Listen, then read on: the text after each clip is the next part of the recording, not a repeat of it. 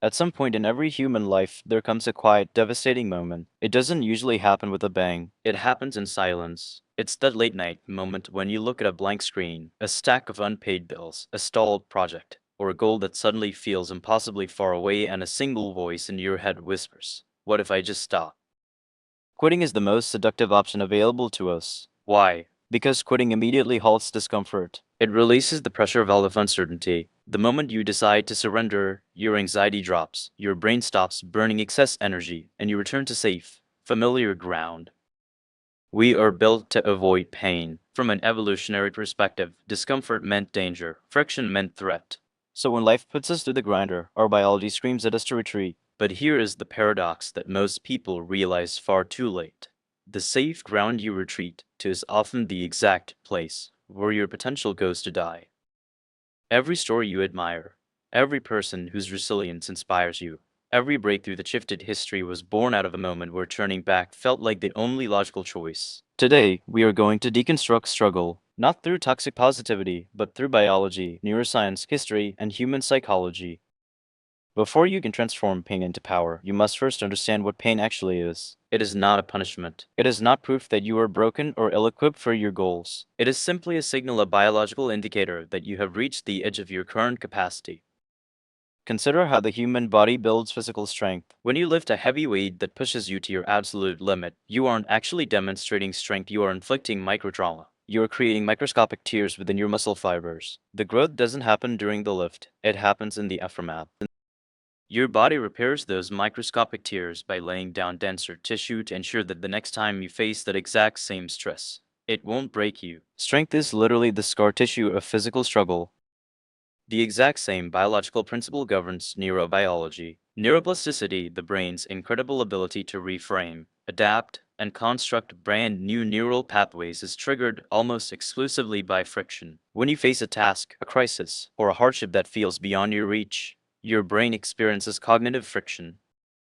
Without friction, neural pathways remain static. If your life were completely smooth, effortless, and comfortable, your brain would literally lack the chemical signal required to upgrade itself. Struggle isn't proof that you are failing. Struggle is the biological prerequisite for growth.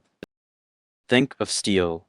Raw iron ore is soft and brittle. To turn it into hardened steel, it must be subjected to intense heat, hammered under relentless force, and plunged into cold liquid. The heat breaks its structure, the hammer reshapes it, the cooling locks its integrity. You are not being broken by your circumstances, you are being tempered. If you remove the heat or eliminate the hammer, you are left with soft, fragile iron. The discomfort you feel right now is simply the hammer hitting the anvil of your potential. Nearly 2,000 years ago, the Roman Emperor Marcus Aurelius sat in a cold tent near the Danube River, dealing with war, plague, and political betrayal. In his private journal, he wrote a phrase that became the foundation of Stoic philosophy: "The impediment to action advances action. What stands in the way becomes the way." What Marcus understood was a fundamental rule of human destiny. Suffering is neutral. Pain is raw data. It possesses no inherent meaning until you assign one to it. You can view an obstacle as a wall that ends your journey, or as a step that raises you higher. Thomas Edison failed thousands of times before creating a viable incandescent bulb. Viktor Frankl survived the darkest atrocities of Auschwitz and used that unfathomable agony to pioneer logotherapy, the belief that human beings can endure almost anyhow if they have a why. J.K. Rowling was a bankrupt single mother writing on borrowed time, rejected by 12 publishers before a single person took a chance on her story. These individuals were not immune to self-doubt, terror, or exhaustion. Their defining characteristic was that they refused to let their pain go to waste. History does not remember the comfortable. History remembers those who transformed chaos into order, those who took the raw material of adversity and forged a legacy out of it. Smooth seas never made a skilled sailor. It is the storm that teaches you how to hold the wheel, how to read the winds, and how to trust your own internal compass when visibility drops to zero. We live in an age designed to eliminate struggle. Everything can be delivered to our door in minutes. Entertainment is infinite and instantaneous. Discomfort has been commodified out of daily life. But in our quest for total convenience, we have accidentally created an epidemic of fragility. When you eliminate all friction, you eliminate the very mechanism that builds emotional resilience. A life without challenge produces a mind that breaks at the slightest inconvenience. Comfort is a wonderful place to visit, but a terrible place to live. To turn your struggle into your strength, you must undergo a fundamental shift in perspective. You must stop asking, "Why is this happening to me?" and start asking, what is this building in me? This shift changes you from a passive victim of your environment into an active participant in your evolution. The moment you welcome friction as a training tool rather than an enemy, the gravity of your problems loses its power to pull you down. Resilience isn't about pretending that things don't hurt. It's about recognizing that pain is temporary, but the lessons and fortitude derived from enduring it stay with you forever. Your current situation is not your final destination. It is merely the training ground where your character is tested, refined, and ultimately solidified. Reframing adversity requires three deliberate daily practices. First, radical ownership. You cannot control the wind, but you possess absolute control over the set of your sail. Blaming your past, your luck, or other people may feel satisfying, but it surrenders your agency. Second, micro victories. When you are surrounded by chaos and long-term goals feel impossibly distant, shrink your timeline. Focus entirely on the next hour, the next task, the next step. Action precedes motivation, not the other way around. And third, the long view. Realize that suffering is temporary, but the character forged through suffering is permanent. The hardships you survive today become the bedrock of confidence you stand on tomorrow.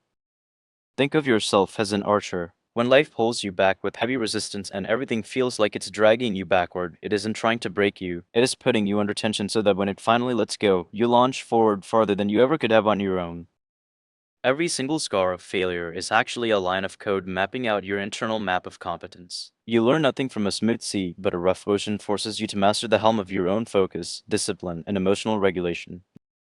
The strength you build is not transferable. No one can steal the resilience you forged in your darkest hours because you paid for it with your own blood, sweat, and tears. It belongs to you forever, acting as an unshakable inner foundation.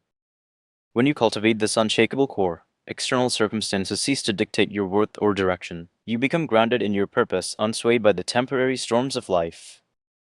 The true measure of a human being is not revealed during moments of peace and ease, but in times of challenge, friction, and crisis. How you respond when your back is against the wall reveals who you truly are.